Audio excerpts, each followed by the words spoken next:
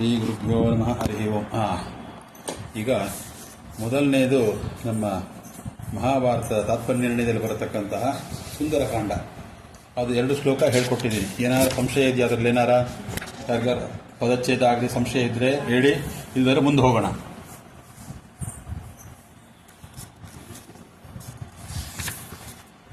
ಸರಿ. ರಾಮಾಯ ಶಾಶ್ವತ ಶೋಷುಹಿಶ್ರುತ ಷಡ್ಗುಣಾಯ ಸರ್ವೇಶ್ವರಾಯ ಬಲವೀರ್ಯ ಮಹಾರ್ಣವಾಯ ನತ್ವಾಲಿಲಿಂಗ ಈಶ್ವರ್ಣವಹುತ್ಪಾತ ನಿಷ್ಪೀಡಿತಂ ಗಿರಿವರಂ ಪವನಸ್ಯ ಸೂನುಃ ಚುಚ್ಚೋಪವಾರಿತಿ ಹನುಪ್ರಯಾಯೋ ಚ ಶೀಘ್ರಂ ಯಾದೋ ಗಣೈಃ ಸಹ ತದೀಯ ವರಾಭಿಕೃಷ್ಟಃ ವೃಕ್ಷಾಶ್ಚ ಪರ್ವತಗತಃ ಪವನೇನ ಪೂರ್ವಂ ಕ್ಷಿಪ್ತೋರ್ಣವೇ ಗಿರಿಹುದಾಗಮದಸ್ಯ ಹೇತೋಃ.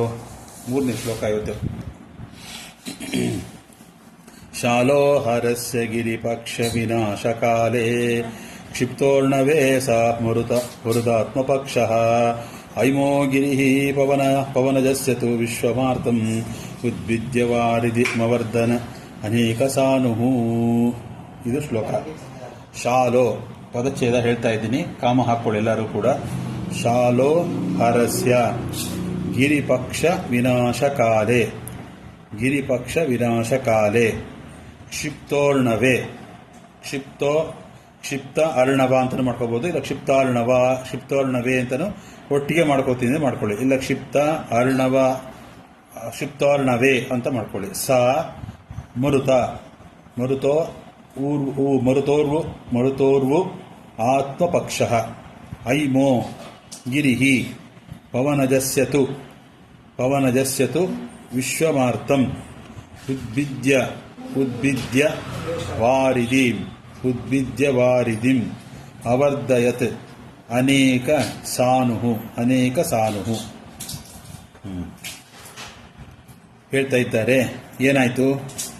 ವಾಯುದೇವರು ಹಾರಿ ಬರ್ತಾ ಇದ್ದಾರೆ ಅಂತ ವಿಷಯ ತಿಳಿದಾಗ ಏನಾಯ್ತು? ಹಾರಿ ಬರ್ತಾ ಇರತಕ್ಕಂತಹ ವಾಯುದೇವರಿಗೆ ಮೈನಾಕ ಪರ್ವತ ಎಂಬತಕ್ಕಂಥದ್ದು ಅದು ಏನಾಯ್ತು? ಅದು ಚಿನ್ನದ ಪರ್ವತ. ಹಿಂದೊಮ್ಮೆ ಇಂದ್ರದೇವರು ಎಲ್ಲಾ ಪರ್ವತದ ರೆಕ್ಕೆಗಳನ್ನು ಕತ್ತರಿಸ್ತಾ ಇದ್ರು ವಜ್ರಾಯುಧದಿಂದ. ಯಾಕೆ ಅಂತಂದ್ರೆ ಅದು ಹಾರಿ ಎಲ್ಲಾ ಕಡೆ ಹೋಗಿ ಎಲ್ಲಾದ್ರೂ ಒಂದು ಕಡೆ ಕೂತ್ಕೋತಾ ಇತ್ತು. ಆ ಕೂತ್ಕೊಳ್ಳೋ ವೇಳೆ ಏನಾಯ್ತು? ಒಂದು ಸ್ವಲ್ಪ ಜನ ಅದ್ರ ಕೆಳಗಡೆ ಸಿಕ್ಕಾಕೊಂಡು ಮರಣ ಹೊಂದ್ತಾ ಇದ್ರಂತೆ. ಅವ್ರಿಗೆ ತೊಂದರೆ ಆಗ್ತಾ ಇತ್ತು, ಜನಗಳಿಗೆ ತುಂಬಾ ತೊಂದರೆ ಆಗ್ತಾ ಇದೆ ಎಂಬತಕ್ಕಂತಹ ವಿಚಾರವನ್ನ ಗಮನದಲ್ಲಿಟ್ಟುಕೊಂಡು ಅವರು ಆ ವಜ್ರಾಯುಧದಿಂದ ಅದನ್ನ ರೆಕ್ಕೆಗಳನ್ನ ತುಂಡು ಮಾಡ್ತಾ ಇದ್ರಂತೆ. ಊಹಿಸಿಕೊಳ್ಳಿ, ನಮಗೆ ಈಗ ಯಾವುದೋ ಒಂದು ಪರ್ವತ ನಮ್ಮ ಮನೆ ಮೇಲೆ ಬಂದು ದಪ್ಪಂತ ಕೂತ್ಕೊಂಡ್ರೆ ಏನ್ ಮಾಡ್ಬೇಕು ನಾವು, ಅಲ್ವಾ? ಅದು ತುಂಬಾ ತೊಂದರೆ ಆಗ್ತಾ ಇತ್ತು. ಆ ತರ ತೊಂದರೆ ಆಗಬಾರದು ಎಂಬತಕ್ಕಂತಹ ವಿಚಾರವನ್ನ ಗಮನದಲ್ಲಿ ಇಟ್ಟುಕೊಂಡು ಅವರು ಏನ್ ಮಾಡಿದ್ರು? ಆ ರೆಕ್ಕೆಗಳನ್ನ ಕತ್ತರಿಸಿ ತುಂಡು ಮಾಡ್ತಾ ಇದ್ರಂತೆ. ಇದರಿಂದ ಏನಾಯ್ತು? ಆ ರೆಕ್ಕೆಗಳು ಕತ್ತರಿಸಿ ಹೋಗ್ತಾ ಇದೆಯಲ್ಲ ಅಂತ ಹೇಳಿ ಆ ಮೈನಾಕ ಪರ್ವತ ವಾಯುದೇವರ ಬಳಿ ಹೋಗಿದೆ. ವಾಯುದೇವರನ್ನ ಕೇಳ್ಕೊಂತಂತೆ, ನನಗೆ ರೆಕ್ಕೆ ತುಂಡು ಮಾಡ್ಬಿಡ್ತಾರೆ, ಏನ್ ಮಾಡ್ಲಿ ಅಂತ.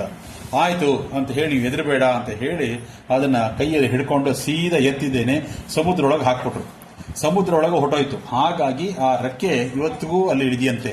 ಅಂದ್ರೆ ಆ ರೆಕ್ಕೆನ ಕಾಪಾಡಿಕೊಳ್ಳೋಕೆ ವಾಯುದೇವರ ವಿಶೇಷ ಅನುಗ್ರಹ ಆಯಿತು.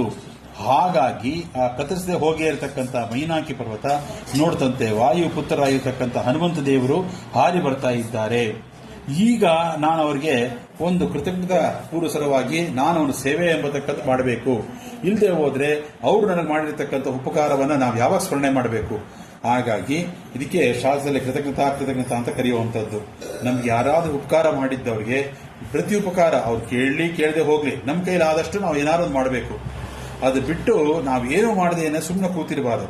ನಮ್ಮ ಕೈಲಿ ಏನಾಗುತ್ತೋ ಯಥಾಶಕ್ತಿ ಇಷ್ಟೇ ಕೊಡಬೇಕು, ಅಷ್ಟೇ ಕೊಡಬೇಕು, ಆ ಥರದ ಒಂದು ಇದು ಬೇಕಾಗಿಲ್ಲ. ಯಾಕೆಂತಂದ್ರೆ ರಾಮ ಬರ್ತಾನೆ ಅಂತ ಹೇಳಿ ಶಬರಿ ಹಣ್ಣನ್ನು ಕಾಯ್ಕೊಂಡು ಕೂತ್ಕೊಂಡು ಕೊಟ್ಟಿದ್ರು. ಹಾಗಾಗಿ ಎಂಥದ್ದು ಕೊಟ್ಟರು? ಕುಚೇಲ ಕೃಷ್ಣನಿಗೋಸ್ಕರ ಒಂದು ಮುಷ್ಟಿ ಅವಲಕ್ಕಿ ತಗೊಂಡು ಕೊಟ್ಟಿದ್ದಾನೆ. ಹಾಗಾಗಿ ಕೃಷ್ಣ ಅದನ್ನೇ ಹೇಳ್ತಾನೆ, ಪತ್ರಂ ಪುಷ್ಪಂ ಫಲಂ ತೋಯಂ ಅಂತ ಹೇಳಿ ಕೃಷ್ಣ ಭಗವದ್ಗೀತೆ ಹೇಳಿದ ಹಾಗೆ ನಮಗೆ ಅಲ್ಪವಾಗಿರ್ತಕ್ಕಂಥದ್ದು ಏನ್ ಕೊಟ್ಟರು ಕೂಡ ಅದನ್ನು ಸ್ವೀಕಾರ ಮಾಡ್ತಾನೆ ಭಗವಂತ.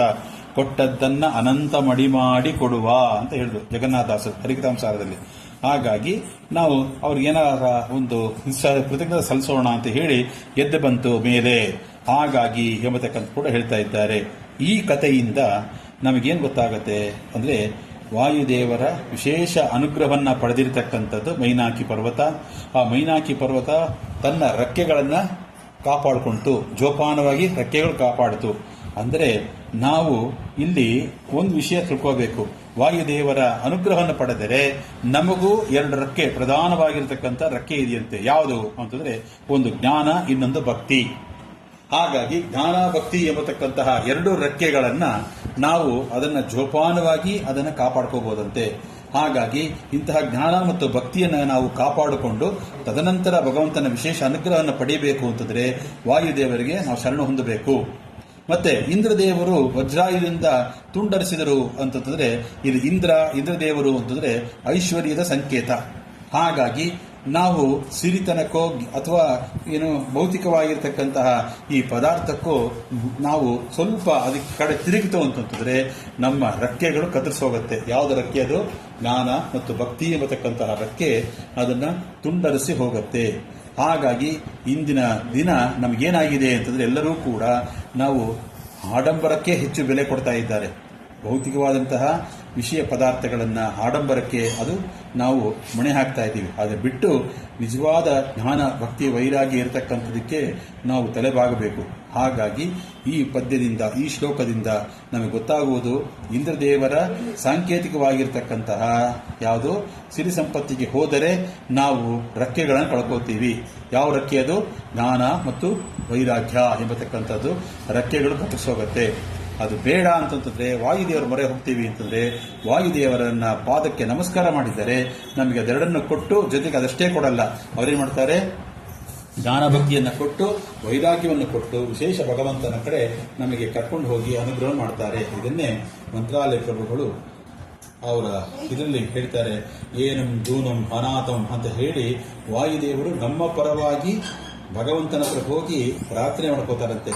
ಇವನು ಏನೋ ಪಾಪ ತುಂಬಾ ದೂನಾಗಿದ್ದಾನೆ, ತುಂಬಾ ಕಷ್ಟಪಟ್ಟಿದ್ದಾನೆ ಸ್ವಾಮಿ, ನೀನೇನಾದ್ರು ಸ್ವಲ್ಪ ಶಿಫಾರಸು ಮಾಡ್ತಿದ್ದೀನಿ ಅಂತ ಅರ್ಕೋಬೇಡ, ನಿನ್ನ ಕೃಪೆ ಬೀಳಲಿ ಅಂತ ಹೇಳಿ ಕೇಳ್ಕೊತಾ ಇದ್ದೀನಿ, ಇಂತಹ ಸಜ್ಜನರನ್ನ ನಾನು ಕರ್ಕೊಂಡ್ಬಂದಿದ್ದೀನಿ ಅಂತಂದಾಗ ವಾಯುದೇವರನ್ನ ಹೇಳ್ತಾನಂತೆ, ಸ್ವಾಮಿ ನೀನು ಬಂದು ಹೇಳಿದ ಮೇಲೆ ಮುಗೀತಪ್ಪ ಅಂತ ಹೇಳಿ ಅವನು ಅನುಗ್ರಹ ಮಾಡೇ ಮಾಡ್ತಾನೆ ಅಂತ ಹೇಳಿ ಹೇಳುವಂಥದ್ದು. ಹಾಗಾಗಿ ಇದನ್ನೇ ಆಚಾರ್ಯ ಮಧ್ವರಾಯರು ಮಹಾಭಾರತ ನಿರ್ಣಯದಲ್ಲೇ, ಇದೇ ನಿರ್ಣಯದಲ್ಲೇ ಅವರು ಹೇಳುವಂಥ ಮಾತು, ಗುರುದ್ವಾರ ಹಂ ಪ್ರಸಾದ ಕೃತ ಅಂತ. ಹಾಗಾಗಿ ಲೋಕಕ್ಕೆ ಗುರುಗಳಾಗಿರ್ತಕ್ಕಂಥವರು, ಅಂತಹ ಲೋಕ ಗುರುಗಳಾಗಿರ್ತಕ್ಕಂತಹ ಆಚಾರ್ಯ ಮಧ್ವರಾಯರು ಬರೆದಿರ್ತಕ್ಕಂತಹ ಈ ಸುಂದರ ಕಾಂಡಕ್ಕೆ ನಾವು ಭಕ್ತಿಯಿಂದ ಕೇಳಿದರೆ, ನಾವು ಭಕ್ತಿಯಿಂದ ಶ್ರವಣ ಮಾಡಿದರೆ ಎರಡಂತೂ ಖಚಿತ. ಏನು? ಒಂದು ಜ್ಞಾನ ಮತ್ತು ಭಕ್ತಿ. ಜ್ಞಾನ ಮತ್ತು ಭಕ್ತಿ ನಮಗೆ ಅಭಿವೃದ್ಧಿ ಆಗುತ್ತೆ, ಕೊನೆಗೆ ನಮಗೆ ಯಶಸ್ಸು ಎಂಬತಕ್ಕಂಥ ಬರುತ್ತೆ. ಯಾಕೆ? ಹೋಗಿರ್ತಕ್ಕಂಥವರು ಸಾಮಾನ್ಯ ವ್ಯಕ್ತಿಯಲ್ಲ, ಹೋಗಿರ್ತಕ್ಕಂಥವರು ಯಾರು? ತ್ರೈಲೋಕ್ಯಾಚಾರ್ಯ ಗುರುಗಳಾಗಿರ್ತಕ್ಕಂತಹ ವಾಯುದೇವರು, ಲೋಕಗುರುಗಳು ಅಂತವರು, ಧಾತುವಂಶದ ಲಕ್ಷಪೇತ ಇರತಕ್ಕಂಥವ್ರು, ಜ್ಞಾನೇ ವಿರಾಗೆ ಹರಿಭಕ್ತಿ ಭಾವೆ ಅಂತ ಹೇಳಿ ಅವ್ರನ್ನ ಕೊಂಡಾಡುವಂಥದ್ದು. ಹಾಗಾಗಿ ಜೀವೋತ್ತಮರಾಗಿರ್ತಕ್ಕಂತಹ ವಾಯುದೇವರ ಈ ವಿಶೇಷ ಸುಂದರ ಕಾಂಡವ ಎಂಬತಕ್ಕಂಥದ್ದು ಅದು ಎಷ್ಟು ಇದೆ ಅಂತ ನೋಡಿ. ಅವರಲ್ಲಿ ಜ್ಞಾನ, ಭಕ್ತಿ, ವೈರಾಗ್ಯ, ತಪಸ್ಸು ಎಲ್ಲವೂ ಕೂತಿದೆ ಅವರಲ್ಲಿ. 32 ಲಕ್ಷಣ ಇರತಕ್ಕಂಥದ್ದವರು. ಅರ್ಥ ಆಯ್ತಲ್ಲ? ಆ 32 ಲಕ್ಷಣ ಸಲ್ಲಕ್ಷಣ ಅಂತ ಕರೀತಾರೆ ಅದನ್ನ ಒಂದು ದಿವಸ ಯಾವತ್ತಾನು ಫ್ರೀ ಇದ್ದಾಗ ಅದು ಹೇಳ್ತೀನಿ. ಅವರು ಕೈ ನಿಂತಾಗ ಎರಡು ಕೈ ಮಂಡಿ ತಾಕಬೇಕಂತೆ, ಇದು ಒಂದು ಲಕ್ಷಣ. ಹೊಟ್ಟೆ ಉಪ್ಪಿರಬಾರದು. ಹೊಟ್ಟೆ ಹೇಗಿರಬೇಕು ಅಂದ್ರೆ ತೋಳದ ಹೊಟ್ಟೆ ಹೆಂಗಿರ್ಬೇಕಂತೆ, ಹೊಟ್ಟೆ ಮೇಲೆ 3 ರೇಖೆ ಇರಬೇಕಂತೆ. ನೋಡಿ, ಅದೇನು ಹೇಳ್ತೀರಾ ನೀವು? ನಿಮ್ಮ ಈ ಯಂಗ್ಸ್ಟರ್ಸ್ ಇರ್ತಾರಲ್ಲಪ್ಪ, ವಾದಿ, ನಿಮ್ಗೆ ಗೊತ್ತಿರ್ಬೋದು ಏನದು ಕರೀತಾರೆ ಅದಕ್ಕೆ. ಓ ನೋಡಿ, 6 packs, 3 packs, 6 packs, 3 packs 6 packs ಅದು ಇರ್ಬೇಕಂತೆ. ಆಮೇಲೆ ಹಣೆ ಮೇಲೆ 2 ರೇಖೆ ಇರಬೇಕಂತೆ. ಅರ್ಥ ಆಯ್ತಲ್ವಾ? ತುಟಿ ಕೆಂಪಾಗಿರ್ಬೇಕಂತೆ.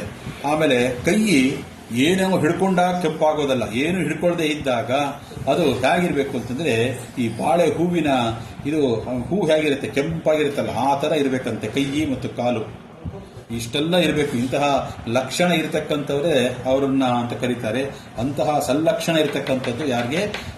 ನಮ್ಮ ವಾಯುದೇವರಿಗೆ. ಹಾಗಾಗಿ ಕರವ ಮುರುಗಿದ ಸುಂದರ ಮುಖ್ಯ ಪ್ರಾಣ ಅಂತ ಹೇಳಿ ದಾಸ ಸ್ತೋತ್ರ ಮಾಡಿದ್ದಾರೆ. ಅಂತಹ ಸುಂದರ ಮೂರ್ತಿ ಆಗಿರ್ತಕ್ಕಂಥ ಮುಖ್ಯ ಪ್ರಾಣ ದೇವರು ರಾಮನ ಸೇವೆಗಾಗಿ ಹಾರಿ ಹೋಗ್ತಾ ಇರತಕ್ಕಂತಹ ಈ ದಿವ್ಯವಾದ ಈ ಚರಿತ್ರೆಯೇ ಸುಂದರಕಾಂಡ. ಹಾಗಾಗಿ ಇಂತಹ ಸುಂದರಕಾಂಡದಲ್ಲಿ ನಾವು ಇವತ್ತು 3ನೇ ಶ್ಲೋಕದಲ್ಲಿ ಮೈನಾಕಿ ಪರ್ವತವನ್ನ ಆಲಿಂಗನ ಮಾಡಿಕೊಂಡು ನೀನು ಶಬಾಷ್ ಅಂತ ಹೇಳಿ ಬೆಣ್ಣು ತಟ್ಟಿ ಬೆನ್ನು ಚಪ್ಪರಿಸಿ ಮುಂದೆ ಹೋಗಿದ್ದಾರೆ.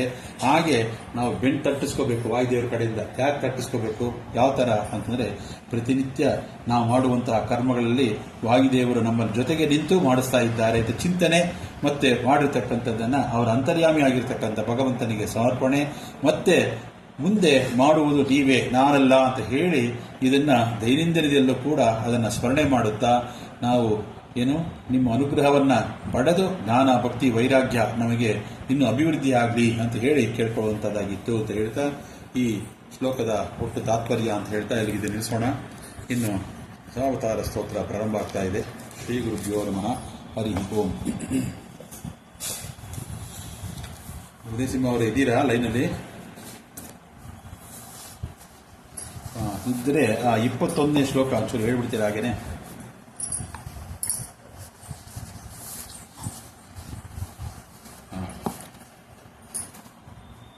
ಬನ್ನಿ ಅವರು ಬರೋಷ್ಟೊಳಗಾಗಿ ನಿಮ್ಮೆಲ್ಲರಿಗೂ ಕೂಡ ಒಂದು ಸಂದೇಹ ಕೂಡ ಅವರಿಗೆ ತೃಪ್ತಿ ಆಗ್ತಾ ಇಲ್ಲ. ಅಂತಹ ರಾಮ ಯಾಕೆ ಅಂತಂದ್ರೆ ಯಾರ ಬಾಯಲ್ಲಿ ರಾಮ ರಾಮ ಅಂತ ಬರುತ್ತೋ ಅವರಿಗೆ ವಿರಾಮ, ಎಲ್ಲರಿಂದಲೂ ವಿರಾಮ. ಹಾಗಾಗಿ ಅಂತಹ ರಾಮನನ್ನ ಸ್ತೋತ್ರ ಮಾಡ್ತಾ ಇದ್ದಾರೆ. ಧೀಮಾನ್ ಅಂತಂದ್ರೆ ಸರ್ವಜ್ಞನಾದಂತಹ, ಧೀ ಅಂತಂದ್ರೆ ವಿಶೇಷ, ಮಾನ್ ಅಂತಂದ್ರೆ ಬುದ್ಧಿಶಾಲಿ, ಬುದ್ಧಿವಂತನಾಗಿರ್ತಕ್ಕಂಥವನು. ಹಾಗಾಗಿ ಅವನು ಸರ್ವಜ್ಞ ಶಿಖಾಮಣಿಯಾದಂತಹ ಧೀಮಾನ್. ಅಮೇಯ ತನುಧಾಮ, ಅಮೇಯ ಅಂತಂದ್ರೇನು? ತಿಳಿಯಲು ಅಸಾಧ್ಯವಾದಂತಹ. ತನು ಅಂತಂದ್ರೆ ಶರೀರ ಅಂತ ಕರೀತಾರೆ ಅದನ್ನ, ಅರ್ಥ ಆಯ್ತಲ್ವಾ? ಧಾಮ ಅಂತಂದ್ರೆ ಕಾಂತಿ ಉಳ್ಳಂಥವನು, ಅಂದ್ರೆ ಸರ್ವಜ್ಞನಾಗಿರ್ತಕ್ಕಂಥವನು, ಅಸಾಧ್ಯವಾದಂತಹ ತಿಳುವಳಿಕೆ ಬುದ್ಧಿಶಕ್ತಿ ಇರತಕ್ಕಂಥವನು, ಕಾಂತಿಯುಕ್ತವಾಗಿರ್ತಕ್ಕಂತಹ ಶರೀರ ಉಳ್ಳಂಥವನು ಅಂತ ಅರ್ಥ. ಇಂತಹ ಭಗವಂತ ಆರ್ತ ಮಂಗಳದ ನಾಮ. ಆರ್ತ ಅಂತಂದ್ರೆ ದುಃಖಿತರಾಗಿರ್ತಕ್ಕಂಥವರಿಗೆ ಮಂಗಳವನ್ನ ನೀಡುವಂತಹ ಅವನು ನಾಮ. ಯಾವುದು ತಾನೇ ಹೇಳಿದೆ, ದುಃಖಿತರಿಗೆ ಮಂಗಳ ಕೊಡುವಂತಹ ನಾಮವೇ ಭಗವಂತನದು. ಯಾವುದು? ಅದೇ ರಾಮ. ಇನ್ನು ಇಂತಹ ರಾಮ ಏನ್ ಮಾಡಿದ ಅಂದರೆ ರಾಮ ಕಲಾಬು ಅಂದ್ರೆ ರಾಮ ಅಂದ್ರೆ ರಮಾ ಕಲಾಬು. ರಮಾ ಅಂತಂದ್ರೆ ಲಕ್ಷ್ಮೀದೇವಿ. ಕಮಲಾಭು ಅಂತಂದ್ರೆ ಚತುರ್ಮುಖ ಬ್ರಹ್ಮದೇವರು. ಕಮಲಾ ಭೂ ಅಂತಂದ್ರೆ ಆ ಭೂ ಅಂತಂದ್ರೆ ಕಮಲದಲ್ಲಿ ಅವತರಿಸಿರ್ತಕ್ಕಂಥ ಚತುರ್ಮುಖ ಬ್ರಹ್ಮದೇವರು. ಕಾಮಾರಿ ಅಂತಂದ್ರೆ ರುದ್ರದೇವರು, ಎಲ್ಲರಿಗೂ ಗೊತ್ತಿರುವಂಥದ್ದು ಸಾಮಾನ್ಯ ಹೆಸರು ಕಾಮಾರಿ. ಇನ್ನು ಪನ್ನಗಪ ಅಂತಂದ್ರೆ ಶೇಷದೇವರು. ಕಾಮ ಅಂತಂದ್ರೆ ಕಾಮನು. ಮತ್ತೆ ಹೈವರಿ ಅಂತಂದ್ರೆ ಗರುಡದೇವರು.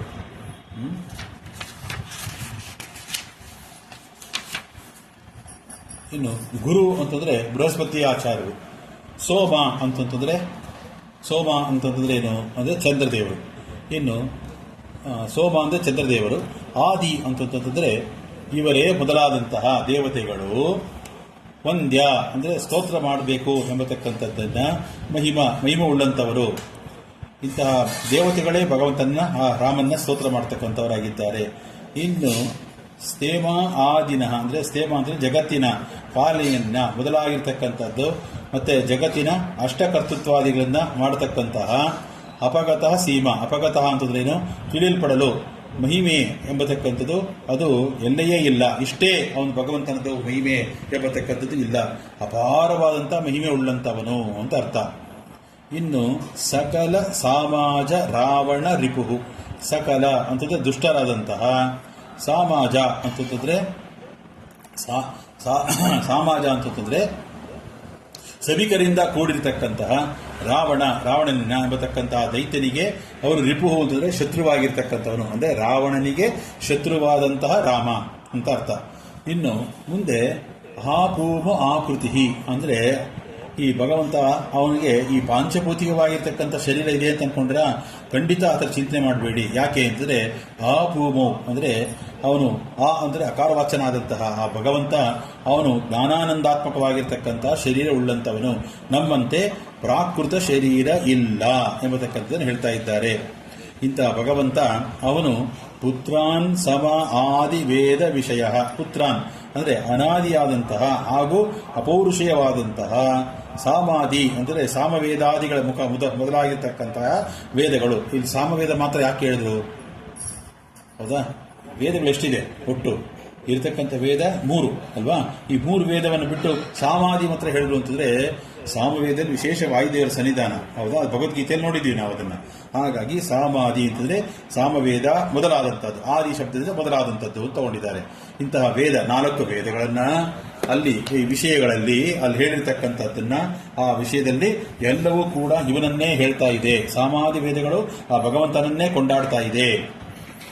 ಇನ್ನು ಇಂತಹ ಭಗವಂತ ರಾಮಾಭಿದಹ ಅಂದರೆ ರಾಮಚಂದ್ರನೆಂಬತಕ್ಕಂತಹ ಹೆಸರಿನ ಇವನಿಗೆ ಇಂತಹ ರಾಮ ಅಭಿದಹ, ಅಭಿ ಅಂತಂದ್ರೆ ಇಂತಹ ರಾಮ ಎಂಬತಕ್ಕಂತಹ ಹೆಸರುಳ್ಳಂತಹ ಹರಿ ಆ ಪರಮಾತ್ಮನು ಅವತತು ರಕ್ಷಿಸಲಿ ಅಂತ ಹೇಳ್ತಾ ಇದ್ದಾರೆ.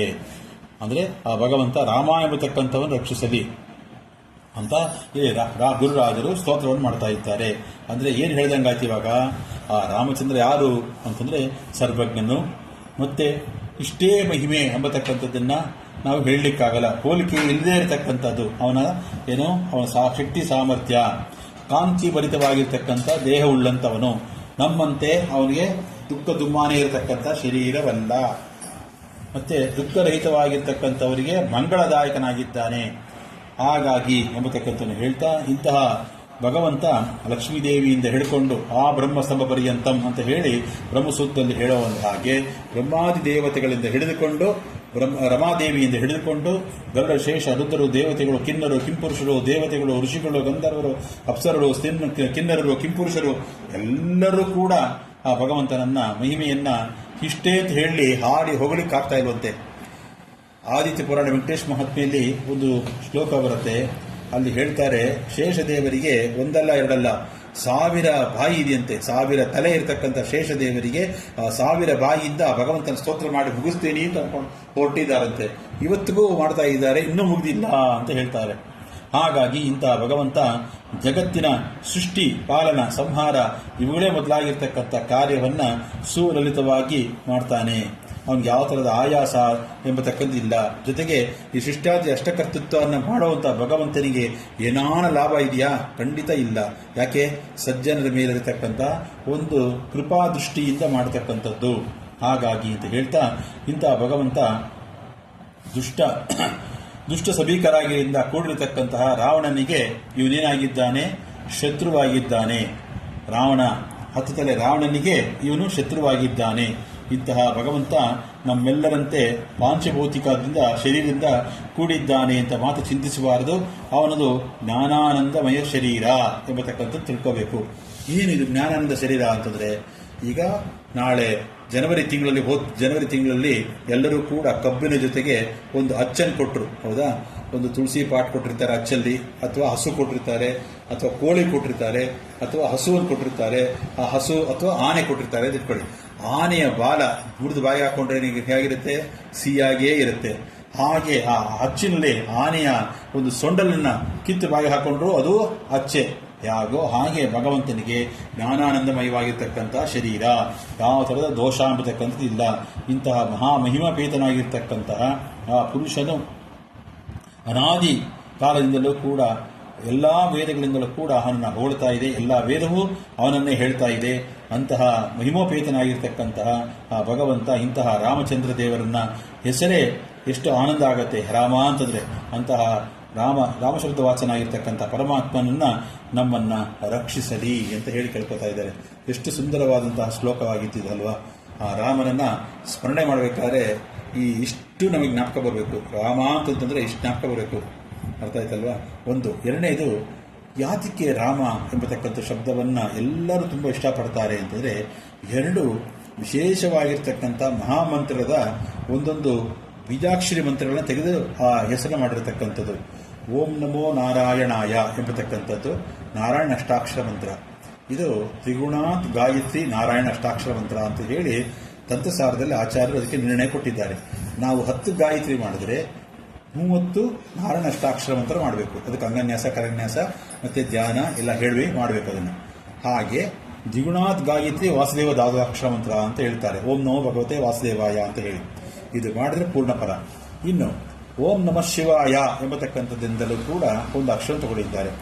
ಓಂ ನಮೋ ನಾರಾಯಣಾಯ ರಾ ಎಂಬತಕ್ಕಂಥ ಬೀಜಾಕ್ಷರಿ ಮಂತ್ರ. ಅಲ್ಲಿ ಓಂ ನಮಃ ಶಿವಾಯ ಎಂಬತಕ್ಕಂಥಲ್ಲಿ ಮಕಾರ ಬೀಜಾಕ್ಷರಿ ಮಂತ್ರ. ಇಲ್ಲಿ ರಾ, ಅಲ್ಲಿ ಮಾ ಎರಡು ತೆಗೆದು ರಾಮ ಎಂಬತಕ್ಕಂತಹ ಇದೆ. ಹಾಗಾಗಿ ರಾಮ ಎಂಬತಕ್ಕಂತಹ ಎರಡು ಅಕ್ಷರವನ್ನ ಪಾಮರರು ನುಡಿರಲು ಏನಾಗುತ್ತೆ, ಅಸ್ಥಿಗತವಾಗಿರ್ತಕ್ಕಂಥ ಪಾಪ. ಅಸ್ಥಿಗತವಾದಂಥ ಪಾಪ ಅಂದರೆ ಯಾವುದು ಅಂದರೆ ನಮ್ಮ ಎಲುಬುಗಳೊಳಗೆ ಸೇರ್ಕೊಂಡಿರುತ್ತಂತೆ ಪಾಪಗಳು. ಅದು ಅಷ್ಟು ಸುಲಭವಾಗಿ ಹೊರಗೆ ಬರಲ್ಲ.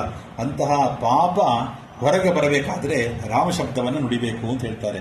ಹಾಗಾಗಿ ಅಂತಹ ರಾಮ ಎಂಬತಕ್ಕಂತಹ ಶಬ್ದವನ್ನು ನುಡಿದಾಗ ಅಸ್ಥಿಗತವಾಗಿರ್ತಕ್ಕಂಥ ಪಾಪ ಹೊರಗೆ ಬಿದ್ದು ಅದು ಮತ್ತೆ ಮಾ ಎನ್ನಲು, ರಾ ಎಂಬತಕ್ಕಂಥ ಇದಾಗತ್ತೆ, ಮಾ ಎನ್ನಲು ಅದು ಕಾವಾಟವಾಗಿ ತಡೆಯುತ್ತಂತೆ. ನಮ್ಮ ಮಾ ಅಂದಾಗ ನಮ್ಮ ತುಟಿ ಎರಡು ಬಾಯಿ ಮುಚ್ಚಿರುತ್ತೆ. ಹಾಗಾಗಿ ಅದು ಬಿದ್ದಿರ್ತಕ್ಕಂಥ ಪಾಪ ಅದು ಹಾಗೆ ಅದು ವಿಸ್ಮರಣೆ, ಅದು ಹಾಗೆ ಅದು ಹೊಟ್ಟೋಗುತ್ತಂತೆ. ಹಾಗಾಗಿ ಅದಕ್ಕೋಸ್ಕರ ರಾಮ ಎಂಬತಕ್ಕಂಥದ್ದು ಹೆಸರನ್ನು ನುಡಿಬೇಕು ಅಂತ ಹೇಳ್ತಾ ಇದ್ದಾರೆ. ಇಂತಹ ವಿಶೇಷವಾದಂತಹ ರಾಮಚಂದ್ರ ದೇವರ ಸ್ಮರಣೆಯೊಂದಿಗೆ ಇವತ್ತಿನ ನಮ್ಮ ಪಾಠವನ್ನು ಮುಗಿಸೋಣ. ಶ್ರೀ ಗುರು ಮುದ್ರೇಶಾರ್ಪಣಮಸ್ತು, ಕೃಷ್ಣ ಅರ್ಪಣಮಸ್ತು. ಹರಿ ನಮಃ. ಏನಾದರೂ ಸಂದೇಹ ಇದ್ದರೆ ಹೇಳಿ. ಹರಿ ಸರ್ವೋತ್ತಮತ್ವ ಮತ್ತು ವಾಯು ಜೀವೋತ್ತಮತ್ವ ಎರಡನ್ನೂ ಕೂಡ ಇವತ್ತು ನಾವು ನೋಡಿದ್ದೇವೆ. ಮೊದಲನೆಯದಾಗಿ ಜೀವೋತ್ತಮರಾಗಿರ್ತಕ್ಕಂತಹ ಹನುಮಂತ ದೇವರು ರಾಮದೇವರ ಸೇವೆಗಾಗಿ ಅವರು ಹೊರಟಿರತಕ್ಕಂಥದ್ದು ಸುಂದರಕಾಂಡದಲ್ಲಿ. ಅಂತಹ ರಾಮ ಯಾತಿಕಂತ ವಿಶೇಷ ಇದೆ ಅನ್ನೋದನ್ನ ಇಲ್ಲಿ ಯಾವುದು ನಮ್ಮ ರಾಜರು ತೋರಿಸ್ಕೊಡ್ತಾ ಇದ್ದಾರೆ. ಹಾಗಾಗಿ ಅಲ್ಲಿ ವಾಯುದೇವರ ಮಹಿಮೆ, ಇಲ್ಲಿ ರಾಮನ ಮಹಿಮೆ. ಶ್ರೀ ಕೃಷ್ಣ ಅರ್ಪಣಮಸ್ತು. ಹರಿಯೇ ನಮಃ.